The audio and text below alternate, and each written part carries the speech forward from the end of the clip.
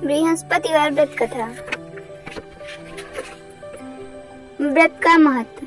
भगवान बृहस्पति की पूजा अर्चना के लिए बृहस्पतिवार को व्रत करके बृहस्पतिवार की व्रत कथा को पढ़ने अथवा किसी दूसरे स्त्री पुरुष द्वारा सुनने की प्राचीन परंपरा है। बृहस्पतिवार का व्रत करने और व्रत कथा सुनने से स्त्री पुरुषों की सभी मनोकामनाएं पूरी होती हैं। इस व्रत से धन संपत्ति की प्राप्ति होती है, नई संतानों को पुत्र प्राप्ति होती है, परिवार में सुख तथा शांति बनी रहती है तथा सभी आनंद पूर्वक रहते हैं। व्रत करने की विधि। बृहस्पतिवार को सूर्योदय से पहले उठकर स्नान आदि से निवृत्त होकर भगवान बृहस्पति देव का स्मरण करते हुए व्रत का आरंभ करना चाहिए। उपासक को घर के किसी कक्ष में छोटा अथवा बड़ा पूजा स्थल बनाकर उसमें भगवान बृहस्पति देव की प्रतिमा की स्थापना करनी चाहिए।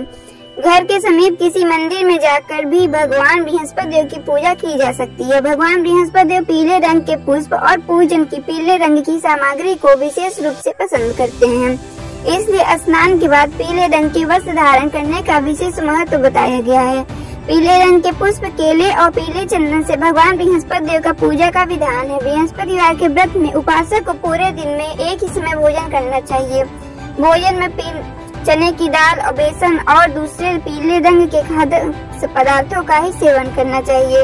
व्रत करने वाले पुरुष बृहस्पतिवार को दाढ़ी व सिर के बाल न कटाएं। पूजा के समय भगवान बृहस्पति देव से जो मनोकामना प्रकट की जाती है वे उस मनोकामना को पूरा करते हैं। इस व्रत में व्रत कथा पढ़ने और श्रवण करने का विशेष महत्व है। बृहस्पतिवार व्रत कथा। प्राचीन समय की बात है कि भारतवर्ष में एक राजा राज करता था। वह बड़ा ही प्रतापी और दानी था। वह नित्य प्रति मंदिर में भगवान दर्शन करने को जाता था। वह ब्राह्मण और गुरु की सेवा किया करता था। उसके दरवाजे से भी कोई भी याचक निराश होकर नहीं लौटता था। वह प्रत्येक गुरुवार को व्रत रखता एवं पूजन करता था। हर एक दिन गरीबों की सहायता करता था, परंतु ये सब बातें उसकी रानी को अच्छी नहीं लगती थी। वह न व्रत करती और न किसी को एक भी पैसा दान में देती थी। वह राजा से भी दान करने को मना किया करती थी। एक समय की बात है कि राजा शिकार खेलने वन में गए हुए थे। घर पर रानी उदासी थी। उस समय गुरु बृहस्पति साधु का रूप धारण कर राजा के दरवाजे पर भिक्षा मांगने आए। साधु ने रानी से भिक्षा मांगी तो वह कहने लगी, हे साधु महाराज, मैं इस दान पुण्य से तंग आ गई हूँ। इस कार्य के लिए मेरे पति देव ही बहुत हैं। अब आप ऐसी कृपा करें कि सारा धन नष्ट हो जाए तथा मैं आराम से रह सकूं।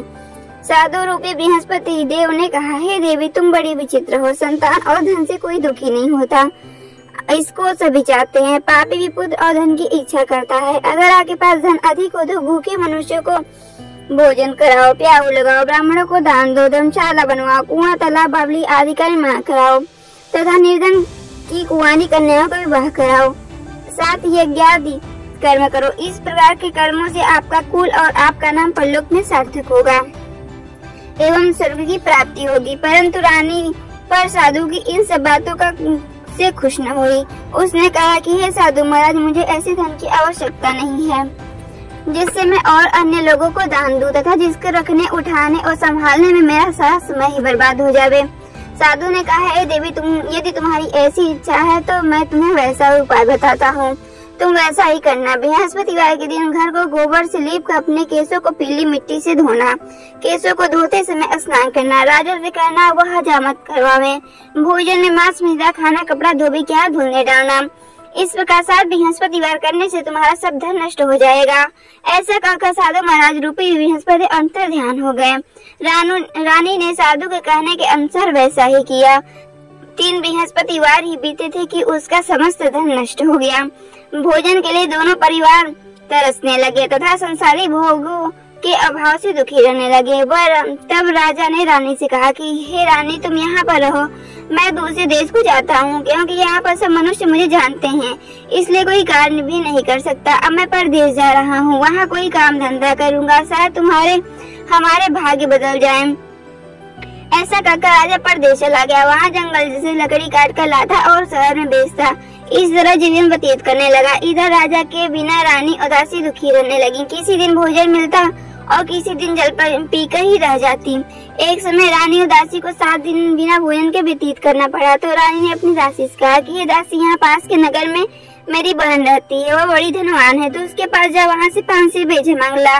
जिससे कुछ समय के लिए गुजर हो जाएगी। दासी रानी की बहन के पास गई। रानी की बहन उस समय पूजन कर रही थी। बृहस्पतिवार का दिन था।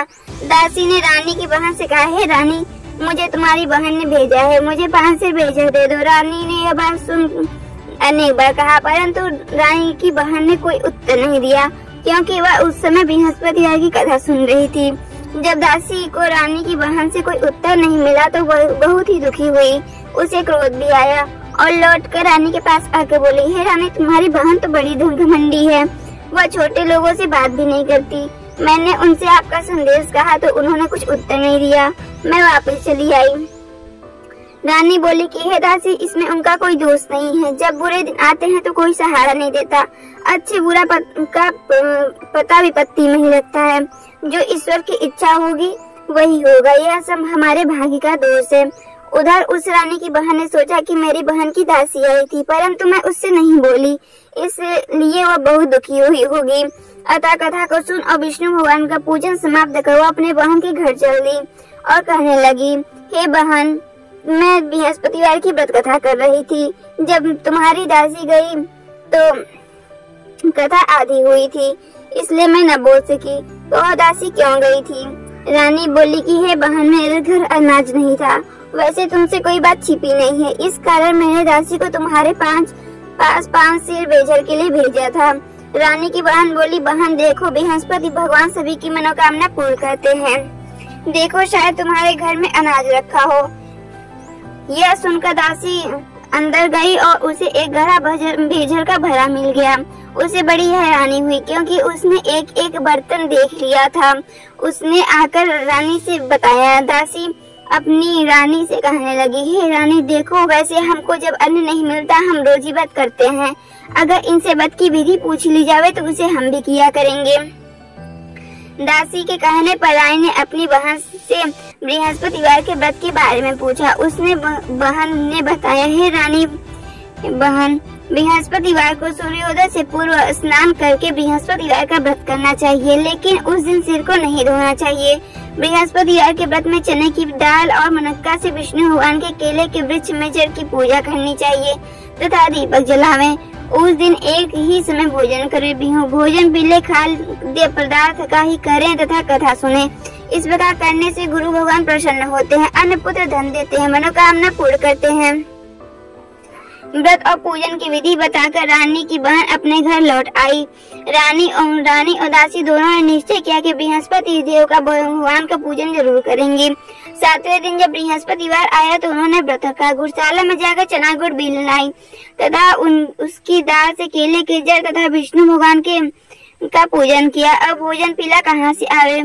दोनों बड़ी दुखी हुई, परंतु उन्होंने व्रत किया। इस कारण भगवान बृहस्पति प्रसन्न हुए। एक साधारण व्यक्ति के रूप में वे 2 थालों में सुंदर पीला भोजन लेकर आए और दासी को देखकर बोले, यह तुम्हारे लिए भोजन है, यह तुम्हारे और रानी के लिए भोजन है, तुम दोनों खाना। दासी भोजन पाकर बड़ी प्रसन्न हुई और रानी से आकर बोली, रानी जी, चलो भोजन कर लो। रानी को इस विषय में कुछ पता नहीं था, इसलिए वह बोली कि दासी, तू ही भोजन कर, क्यों तू हमारी व्यर्थ में हंसी उड़ाती है। दासी बोली, एक व्यक्ति भोजन दे गया है। रानी कहने लगी, भोजन तेरे लिए ही दे गया है, तू ही भोजन कर। दासी ने कहा, वह व्यक्ति हम दोनों को 2 थालों में भोजन दे गया है, इसलिए मैं और आप दोनों ही साथ साथ भोजन करेंगे। दोनों ने गुरु भगवान को नमस्कार कर भोजन प्रारंभ किया। उसके बाद वे प्रत्येक बृहस्पतिवार को गुरुवार का व्रत और पूजन करने लगे। बृहस्पति भगवान की कृपा से उनके पास फिर से धन हो गया, परंतु रानी फिर उसी प्रकार आलस्य करने लगी। तब दासी बोली कि रानी, वैसे तुम पहले इस प्रकार आलस्य करती थी, तुम्हें धन के रखने में कष्ट होता था, इस कारण सभी धन नष्ट हो गया। अब गुरु भगवान की कृपा से तुम्हें धन मिला है तो तुम्हें फिर आलस्य होती है। बड़ी मुसीबतों के बाद हमने यह धन पाया है, इसलिए हमें दान पुण्य करना चाहिए। तुम भूखे मनुष्य को भोजन कराओ, प्याऊ लगाओ, ब्राह्मणों को दान दो, धर्मशाला बनवाओ, कुआं, तालाब, बावड़ी आदि का निर्माण कराओ, मंदिर पर शाला बनवा कर दान दो, कुंवारी कन्या का विवाह कराओ। धन को शुभ धर्म कर्मों में खर्च करो, जिससे तुम्हारे कुल का यश बढ़े तथा स्वर्ग की प्राप्ति होगी और पितृ भी प्रसन्न होंगे। दासी की बात मानकर रानी ने इस प्रकार कार्य करने प्रारंभ किए, जिससे काफी यश फैलने लगा। एक दिन रानी और दासी आपस में विचार करने लगी, न जाने राजा किस दशा में होंगे।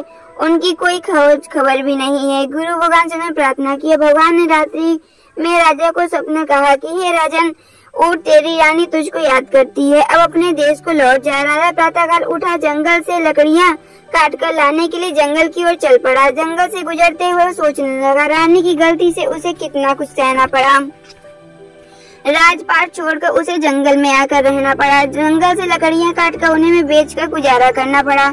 उसी समय उस जंगल में बृहस्पति एक साधु का रूप धारण कर राजा के पास आकर बोले, हे लकाड़े, तुम इस सुनसान जंगल में किस चिंता में बैठे हो, मुझको बतलाओ। ये सुनकर राजा के नेत्रों में जल भर आया और साधु की वंदना कर बोला, हे प्रभु, आप सब कुछ जानने वाले हो। इतना कहकर साधु को अपनी संपूर्ण कहानी बतला दी।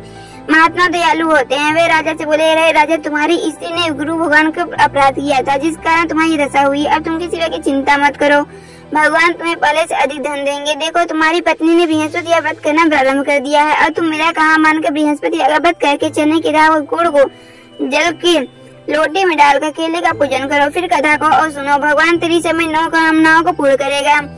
साधु को प्रसन्न देखकर राजा बोला, है प्रभु, मुझे लकड़ी बेचकर इतना पैसा नहीं मिलता जिसे भोजन के उपरांत कुछ बचा सकूं। मैंने रात्रि में अपनी रानी को व्याकुल देखा है। मेरे पास कोई साधन नहीं है जिससे उसी का समाचार जान सकूं। फिर भी मैं बृहस्पति क्या कहानी कहूँ, मुझको तो कुछ मालूम ही नहीं है। साधु ने कहा, हे राजा, तुम किसी बात की चिंता मत करो। बृहस्पति के दिन रोजाना की तरह तुम लकड़ियाँ लेकर शहर को जाओ। तुम्हें रोज से दुगना धन प्राप्त होगा, जिससे तुम भली भांति भोजन कर लोगे तथा भोजन की सामान भी आ जाएगा और बृहस्पतिवार की पूजा का सामान भी आ जाएगा। बृहस्पतिवार की कथा इस प्रकार है। बृहस्पति देव की कथा। प्राचीन काल में एक बहुत ही निर्धन ब्राह्मण था। उसे कोई संतान नहीं थी। वह नित्य पूजा पाठ करता, परंतु उसकी स्त्री बहुत मलिनता के साथ रहती थी। वह स्नान करती, न किसी देवता पूजन करती, प्रातः काल उठते ही सर्वप्रथम भोजन करती, बाद में कोई अन्य कार्य करती थी। इससे ब्राह्मण देवता बड़े दुखी थे। पत्नी को बहुत समझाते, किंतु उसका कोई परिणाम नहीं निकला। भगवान की कृपा से ब्राह्मण की स्त्री को कन्या रूपी रत्न पैदा हुई। वह कन्या अपने पिता के घर में बड़ी होने लगी। वह बालिका प्रातः स्नान करके विष्णु का व्रत करने लगी। वह बचपन से बृहस्पति व्रत भी करती थी। पूजा पाठ समाप्त करके स्कूल जाती तो मिट्टी में जौ भर के ले जाती और पाठशाला के मार्ग में डालती जाती। तब ये जो सड़के हो जाते थे। लौटते समय इनको बीनकर घर को ले आती थी। एक दिन की बात है कि बालिका सोने के सूप में भटक साफ कर रही थी। तभी उसकी माँ ने देख लिया और कहा, है बेटी, सोने के जौ फटकने के लिए सोने का सूप होना चाहिए। दूसरे दिन गुरुवार था। इस कन्या ने व्रत रखा और बृहस्पति से प्रार्थना करके कहा, हे प्रभु, मैंने आपकी पूजा सच्चे मन से की हो तो मेरे लिए सोने का सूप दे दो। बृहस्पति ने उसकी प्रार्थना स्वीकार कर ली। रोजाना की तरह वह कन्या जौ फैलाती हुई स्कूल चली गई। स्कूल से लौटकर जब वह जौ बीन रही थी तो उसे बृहस्पतिवार देव की कृपा से उसे सोने का सूप मिला। उसे घर ले आई और उसमें जौ साफ करने लगी, परंतु उसकी माँ का वही ढंग रहा। एक दिन की बात है, वह कन्या सोने के सूप में जौ साफ कर रही थी। उस समय उस नगर का राजकुमार वहाँ से होकर निकला। इस कन्या के रूप और कार्य को देखकर मोहित हो गया। राजमहल आकर वह भोजन का जल त्याग उदास होकर लेट गया। राजा को जब इस बात का पता लगा तो वह अपने पुत्र के पास गए और बोले, हे बेटा, तुम्हें किस बात के कष्ट है, किसने अपमान किया है अथवा और जो कारण हो सो कहो, मैं वही कार्य करूँगा जिससे तुम्हें प्रसन्नता हो। राजकुमार ने अपने पिता की बातें सुनी तो वह बोला कि मुझे आपकी कृपा से न तो किसी का दुख है, न ही मेरा किसी ने अपमान किया है, परंतु मैं उस लड़की के साथ विवाह करना चाहता हूँ जो कि सोने की जो सूप में जौ साफ कर रही थी। यह सुनकर राजा आश्चर्य पड़ा और बोला, हे बेटा, इस तरह की कन्या का पता तुम्हें लगाओ, मैं उसके साथ तेरा विवाह अवश्य करवा दूंगा। राजकुमार ने राजा को उस लड़की घर का बतला बताया। मंत्री उस लड़की के घर गया और राजा के आदेश ब्राह्मण को सुनाया। कुछ दिन बाद ब्राह्मण की कन्या का विवाह राजकुमार के साथ हो गया। कन्या के घर से जाते ही उस ब्राह्मण देवता के घर में पहले की भांति गरीबी का निवास हो गया। अब भोजन के लिए अन्न बड़ी मुश्किल से मिलता था। एक दिन दुखी होकर ब्राह्मण अपनी पुत्री से मिलने गया। बेटी ने अपने पिता के दुखी अवस्था में देखा, अपनी माँ का हाल पूछा। ब्राह्मण ने सभी हाल कहा। कन्या ने बहुत सा धन देकर अपने पिता को विदा कर दिया। इस तरह ब्राह्मण का कुछ समय सुखपूर्वक व्यतीत हुआ, लेकिन कुछ दिन बाद फिर वही हाल हो गया। ब्राह्मण फिर अपने कन्या के यहाँ गया, वो सभी हाल कहा तो पुत्री बोली, है पिताजी, अब माता जी को यहाँ लिवा लाओ, मैं उन्हें विधि बता दूंगी जिससे गरीबी दूर हो जाएगी। ब्राह्मण देवता अपनी स्त्री को साथ लेकर पहुँचे तो पुत्री माँ को पास राजमहल पहुँचे तो पुत्री माँ को समझाने लगी, हे माँ, तुम प्रातःकाल उठकर प्रथम स्नान आदि करके विष्णु भगवान का पूजन करो, तब दरिद्रता दूर हो जाएगी। परंतु उसकी माँ ने एक भी बात नहीं मानी और प्रातःकाल उठकर अपनी पुत्री और बच्चों को जोठन को खा लिया। एक दिन उसकी पुत्री को बहुत गुस्सा आया। उसने एक रात को एक कोठरी में से सभी सामान निकालकर उसमें अपनी माँ को बंद कर दिया। प्रातःकाल उसमें उसे निकाला तथा स्नान करके पूजा पाठ करवाया तो उसकी माँ की बुद्धि ठीक हो गई। उसके बाद वो नियम से पूजन पाठ करने लगी, प्रत्येक बृहस्पति को व्रत रखने लगी। इस व्रत के प्रभाव से उसकी माँ बहुत धनवान हुई और बृहस्पति देवता के प्रभाव से स्वर्ग प्राप्त हुई। वह ब्राह्मण भी इस लोक के सुख भोग कर स्वर्ग प्राप्त हुआ। इस तरह कहानी कहकर साधु देवता वहाँ से लोप हो गए। धीरे धीरे समय व्यतीत होने पर भी बृहस्पति का दिन आया। राजा जंगल से लकड़ी काटकर किसी शहर में बेचने गया। उसे उस दिन से अन्य दिनों से अधिक पैसा मिला। राजा ने चना गुड़ आदि लाकर गुरुवार का व्रत किया। उस दिन से उसके सभी क्लेश दूर हुए, परंतु जब दोबारा गुरुवार आया तो वह व्रत करना भूल गया। इस कारण बृहस्पति भगवान नाराज हो गए। उस दिन नगर के राजा ने विशाल यज्ञ का आयोजन किया तथा नगर में घोषणा करा दी, कोई भी मनुष्य अपने घर न भोजन बनावे न आग जलावे। समस्त नागरिक मेरे यहाँ भोजन करने आवे। इस आज्ञा को जो न मानेगा उसे फांसी की सजा दी जाएगी। राजा की आज्ञा अनुसार सभी वासी राजा के भोज में सम्मिलित हुए, लेकिन लकड़हारा कुछ देर से पहुंचा, इसलिए राजा अपने साथ लिवा ले गए और ले जाकर भोजन करा रहे थे कि रानी की दृष्टि उस खूंटी पे पड़ी जिस पर उसका हार लटका हुआ था। उसे वहाँ हार दिखाई नहीं दिया। रानी ने निश्चय किया कि मेरा हार इस मनुष्य ने चुरा लिया है। उसी समय सैनिक को बुलवाकर उसको जेल में डलवा दिया। जब लकड़हारा जेल खाने पड़ गया तो बहुत दुखी होकर विचार करने लगा, न जाने कौन से पूर्व जन्म के कर्म से मेरे लिए दुख प्राप्त हुआ है, और उसी साधु को याद करके रोने लगा जो कि जंगल में मिला था। तत्काल बृहस्पति साधु के रूप में प्रकट हो गए। उसकी दशा देखकर कहने लगे, अरे मूर्ख, तूने बृहस्पति देवता की कथा नहीं कही, इस कारण तेरे लिए दुख प्राप्त हुआ है। अब चिंता मत कर।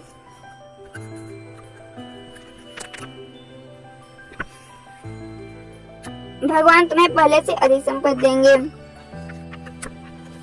बृहस्पतिवार के दिन जल खाने के दरवाजे पर 4 पैसे बड़े मिलेंगे, उनसे तो बृहस्पति का पूजन करना, तेरे सभी कष्ट दूर हो जाएंगे। अगले बृहस्पतिवार उसे जेल के द्वार पर 4 पैसे पड़े मिलेंगे। राजा ने पूजा का सामान मंगा कथा कही और प्रसाद बांटा। उसी रात्रि को बृहस्पति ने उस नगर के राजा के स्वप्न कहा कि हे राजन, तुमने जिस आदमी को कारागार में बंद कर दिया है वह निर्दोष है, वह राजा है, उसे छोड़ देना।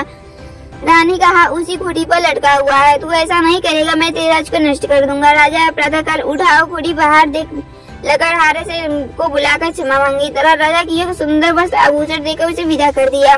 गुरुदेव की आज्ञा अनुसार राजा अपने नगर को चल दिया। जब राजा नगर के निकट पहुंचे से उसे बड़ा आश्चर्य हुआ। नगर में पहले से अधिक बाग बगीचे, बहुत सी मंदिर और धर्मशाला आदि बन गए थे। राजा ने पूछा, यह किसकी व किसकी धर्मशाला है? तब नगर के सब लोग कहने लगे, यह रानी दासी के हैं।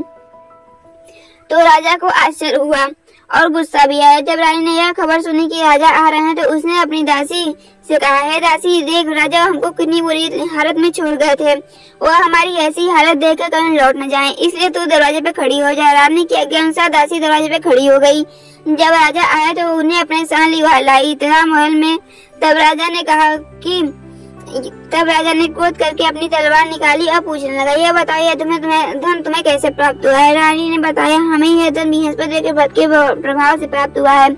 राजा ने निश्चय किया कि सभी तो 7 रोज में एक ही बार बृहस्पति का पूजन करते हैं, परंतु मैं रोजाना दिन में 3 बार कहानी कहा करूंगा, रोज ही व्रत किया करूंगा।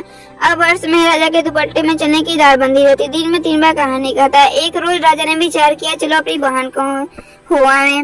इस तरह निश्चय कर राजा घोड़े पर सवार अपनी बहन के यहाँ चल दिया। मार्ग में उसने देखा कुछ आदमी मुर्दे को ले जा रहे हैं तो उन्हें रोककर कहने लगा, अरे भाइयों, मेरे बृहस्पति की कथा सुन लो। वे बोले लो, हमारा तो आदमी मर गया है, इसको कथा पड़ी है। परंतु कुछ आदमी बोले, अच्छा कहो, हम तुम्हारी कथा भी सुनेंगे। राजा ने दाल निकाली। जब कथा आधी हुई तो मुर्दा हिलने लगा। जब कथा समाप्त हुई, राम राम का कि वो मनुष्य उठ खड़ा हुआ। राजा आगे बढ़ा। उसे चलते चलते शाम हो गई। आगे मार्ग में उसे एक किसान खेत में हल चलाता मिला। राजा ने उससे बोला कि अरे भैया, तुम मेरी बृहस्पति की कथा सुन लो। किसान बोला, जब तक मैं तेरी कथा सुनूंगा तब तक 4 रहिया जोत लूंगा, जा अपनी कथा किसी और को सुना रहा। राजा आगे चलने लगा। राजा के हटते ही बैल बछा खाकर गिर गया। उसके पेट में बहुत से जोरों का दर्द होने लगा। उसी समय उसकी माँ रोटी लेकर आई। उसने जब यह देखा तो अपने पुत्र से सभी हाल पूछा। बेटे ने सभी हाल कह दिया तो बुढ़िया दौड़ी दौड़ी उस घुड़सवार के पास गई और उससे बोली कि मैं तेरी कथा सुनूंगी, तू अपनी कथा मैं खेत पे चलकर कहना। राजा ने बुढ़िया के खेत पे जाकर कथा कही, जिसको सुनते ही बैल खड़े हो गए तथा किसान के पेट का दर्द भी बंद हो गया। राजा अपनी बहन के घर पहुंचा तो बहन ने भाई की खूब मेहमानी की। दूसरे रोज प्रातःकाल जागा तो वह देखने लगा कि सभी लोग भोजन कर रहे हैं। राजा ने अपनी बहन से पूछा, ऐसा कोई मनुष्य है जिसने भोजन न किया हो? मेरी बहन बदकथा सुन ले। वह बोली है भैया, ये तो ऐसा है, पढ़े हैं लोग भोजन करते हैं, बाद में कोई अनदेखा करते हैं। अगर कोई पड़ोस में हो तो देखा हूँ। वह ऐसा करके देखने चली गई, परंतु कोई ऐसा व्यक्ति नहीं मिला जिसने भोजन न किया हो। फिर वह बृहस्पति कुमार के घर गई, जिसका लड़का बीमार था। उसे मालूम हुआ उसके यहाँ 3 दिन से किसने भोजन न किया है। रानी ने अपने भाई की कथा सुनने के लिए कुमार से कहा। वह तैयार हो गया।